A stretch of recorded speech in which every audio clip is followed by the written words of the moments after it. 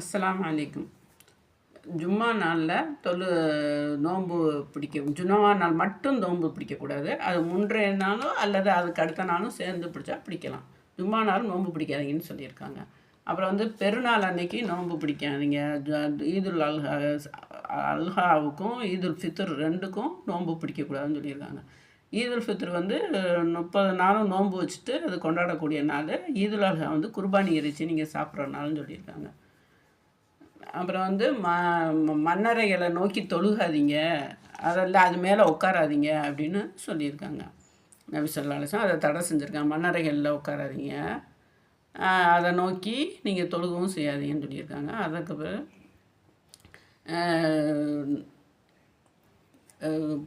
இது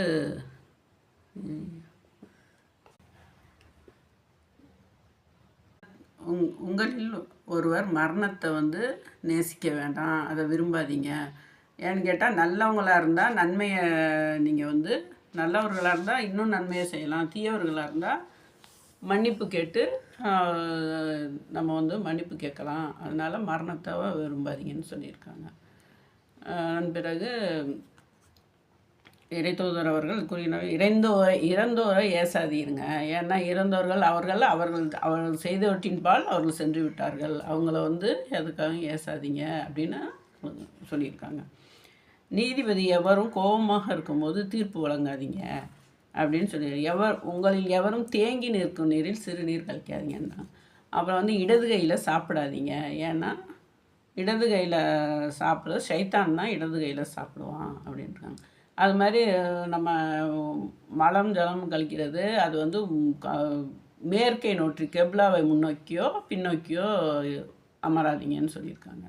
அப்புறம் அதை வலது கையினால், வலதுனா ரைட் ஹேண்டில் செய்யாதீங்க, லெஃப்ட் ஹேண்டில் தான் அதை சுத்தம் செய்யணும்னு சொல்லியிருக்காங்க. அது பிறகு நான் ஒருத்தவங்களை நான்னா எனக்கு மன்னிப்பளிப்பாயாக அப்படின்னு துவா கேட்க வேணாம். நீங்கள் உறுதியோடு நம்மளுக்கு நீங்கள் எனக்கு கொடுக்கணும் அப்படின்னு அதோட வலியுறுத்தி கேளுங்க. நாடினா மன்னிப்பளிப்பாயாக, நீ நாடினால் எனக்கு கருணை புரிவாயாகலாம் துவா கேட்காதீங்க, வலியுறுத்தி கேளுங்க அப்படின்னு சொல்லியிருக்காங்க. நமக்கு விருப்பமான கணவன், நம்ம ஏதாவது ஒரு கனவை கண்டோம்னா அதை நம்ம நல்ல விருப்பமானவங்கிட்ட சொல்லுங்கள், நல்லவர்களை பார்த்து சொல்லுங்கள். இல்லாட்டி அதை யார்கிட்டையும் சொல்லாது. ஏன்னா கனவு அல்லா இடத்துலேருந்து, நல்ல கனவுகள் அல்லா இடத்துலேருந்து வருகிறது.